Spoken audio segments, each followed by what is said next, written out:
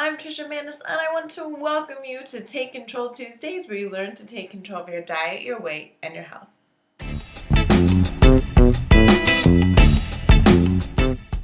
Last week, I had one of my first plant-based meals prepared for me by a Finnish friend, and it was delicious. Thank you, friend. He made stir-fried veggies over rice, a creamy spinach side, and of course, I made sweet potato fries. And he also made tofu, which he said he normally doesn't eat because he's concerned of the hormonal effects soy would have on his body. Now, he was not the first person to talk about a fear of soy with me before. I also had another woman at a cooking demo who was told by her physician to avoid soy like the plague because she had breast cancer. But what does the totality, the preponderance of evidence say about soy foods? Well, let's find out. Study number 1 was published in the Journal of Fertility and Sterility, and this was a meta-analysis of 15 different controlled trials to determine whether soy exerts an estrogen-like effect in men. And what they found, their conclusion, was that soy foods do not affect testosterone levels in men. Study number 2, published in the American Journal of Clinical Nutrition. It was a meta-analysis which included 14 different studies, and they were looking at the association of soy foods with prostate cancer risk.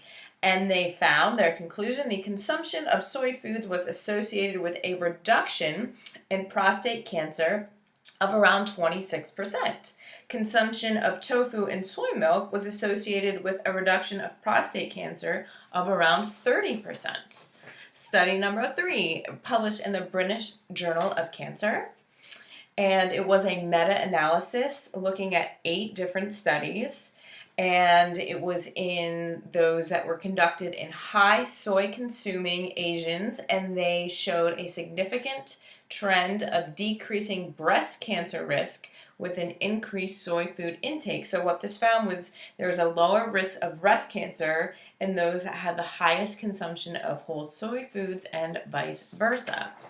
Next study was published in the Journal of the American Medical Association, and it was part of the Shanghai Breast Cancer Survival Study. They looked at over 5,000 different breast cancer survivors in China, and they found that soy food intake was inversely associated with mortality and breast cancer reoccurrence. So that means the more soy consumed, the lower the risk of death and reoccurrence from breast cancer. And the next study, I'm losing count, was published in the American Journal of Epidemiology, and they were looking at the associations between soy and risk of hip fracture.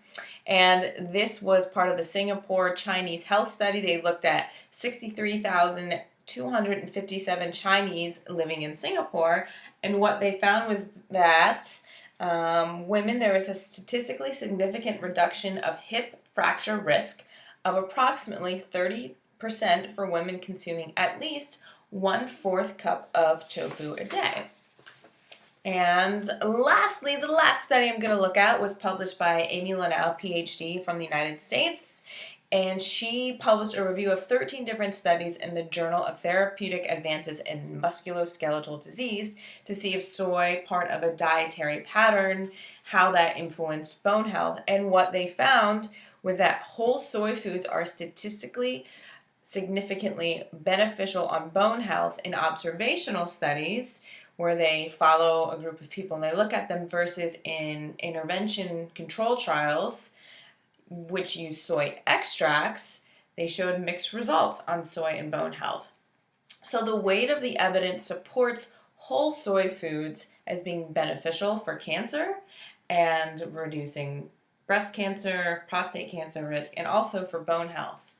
So when it comes to soy, these are my guidelines. Number 1, choose whole soy foods. This means soybeans, edamame, tofu, miso, tempeh, and bean curd.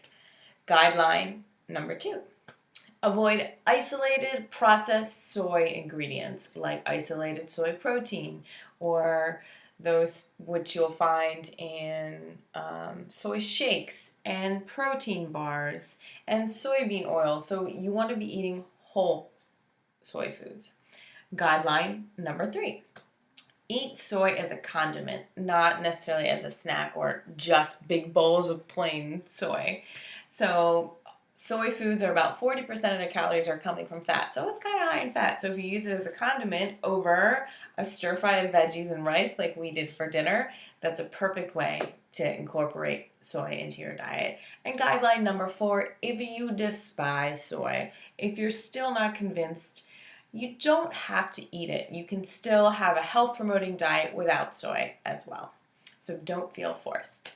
So in the blog, I've included a PDF from the Physicians Committee for Responsible Medicine that references 21 different studies, and it's all about the health benefits of soy. So you can take a look, take a read of that, and if you like, you can bring it to your doctor if need be. So now it's time for you to put this information into action, because what is new knowledge if you don't do anything with it? It's kind of useless.